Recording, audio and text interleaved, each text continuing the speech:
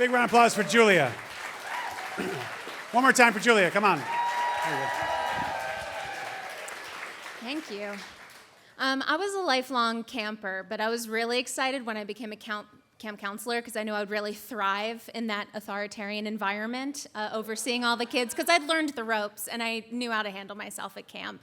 And I come from a family of teachers, and my dad, Kevin, always imparted on me that really the two things when it comes to working with kids are never let them know when you're afraid or you don't know what's going on. Just pretend you know what's going on. And as long as they make it home at the end of the day, like, they're fine, and the parents are fine. So when I became a counselor at a YMCA camp, it was not the camp I went to as a kid, but it was my first real job. And I took over this group of 7-year-olds, and I had a co-counselor named Caitlin and a counselor in training who had been to the camp for several years. And a few weeks into camp came. It was a day camp where we had a full day of camp, and then at nighttime it was sort of like parent-teacher night, like the parents come to finally meet us for the first time, and then the kids have their one overnight of the summer. And naive counselors tell kids ghost stories and say creepy, spooky things, so the kids are up all night. But smart counselors like myself who've been to camp a couple times know you tire those children out so they pass out at 7 p.m. And then you're just, sitting there hanging out all night long while your group is tired and done and you're drinking in the woods and everyone else is dealing with scared, spooked campers. So I was ready. We had a dodgeball tournament that day. We were playing, flag football. And then I decided I'm going to take these campers on a long, arduous hike in the woods. So these 7-year-olds go to sleep immediately at their first ever sleepover, and they're not even thinking about being homesick. So I've never, I'm not familiar with this part of the South Jersey Pine Barrens, but our counselor in training, who's been to the camp for several years, says she knows some trails that we can do, and you just follow these little spray-painted parts of trees to know, like, if you're on the red trail or the blue trail or what have you. So we pick a trail, and we're going out there, and I'm entrusting that she knows where we're going. And very, quickly I realized that I don't really think I know where we're going. I'm with this group of 7-year-olds, and we're following these red tagged trees, and suddenly there's a red tree there, but also a red tree over there. And then in the distance, I hear this rumbling sound of ATVs. For those of you who are unaware, the Jersey Devil isn't the only thing that lives in the woods of the Pine Barrens of southern New Jersey, but ATV gangs are roaming out there as well. And I realized that these ATVers have re-tagged the trees for all their little racing trails in the woods, and we're lost.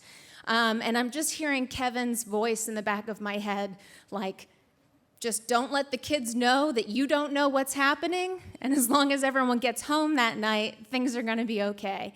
So I pretend like we're aware of which trails we're going down, and we just kind of divert and try and stay away from the noise of the ATVers, which sometimes sound closer, but sometimes farther away.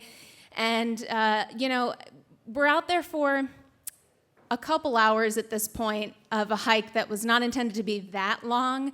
And I'm looking at how much water that I have in my backpack, and Caitlin and I have 20 kids with us. And so we start playing this game of who can take the smallest sip of water out of my water bottle.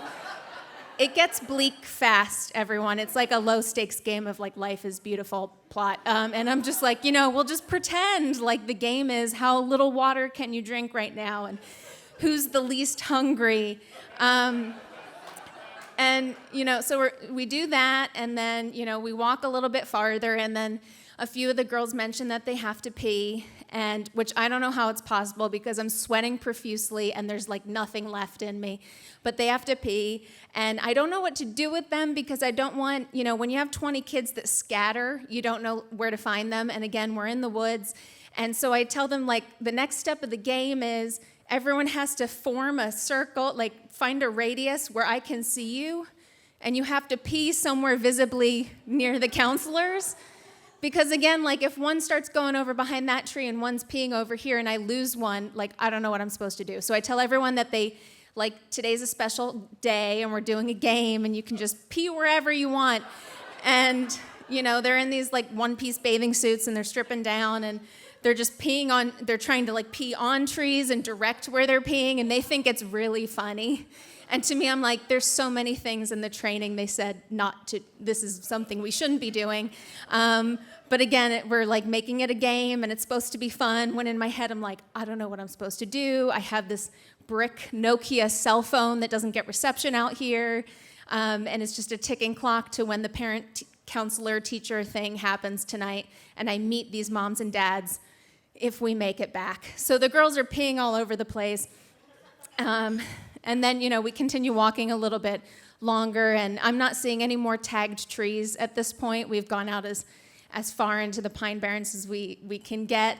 So the saddest game maybe is the sing-along, which is a cry for help, really, is how long can you sing that "This Ish is Bananas" song at the top of your lungs, which the girls think is fun, but again, I'm like, hopefully someone hears this and they come to find us. And 45 minutes into the sing-along, someone does come to find us, finally.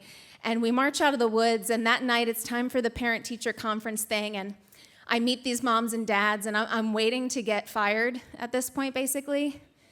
And one mom and then one dad comes up to me, and people keep coming up, and they keep telling me, gosh, my little girl just says Miss Julia is the most fun person at camp.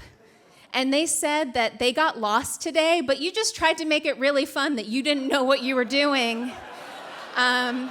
So these kids called me out hardcore, but again, the second lesson that Kevin taught me was, as long as all the kids live, it's fine. So the parents just thought I was, doing a good job, and I'm happy to say that even though I had their kids visibly peeing on and about each other, I won Counselor of the Year that year at camp.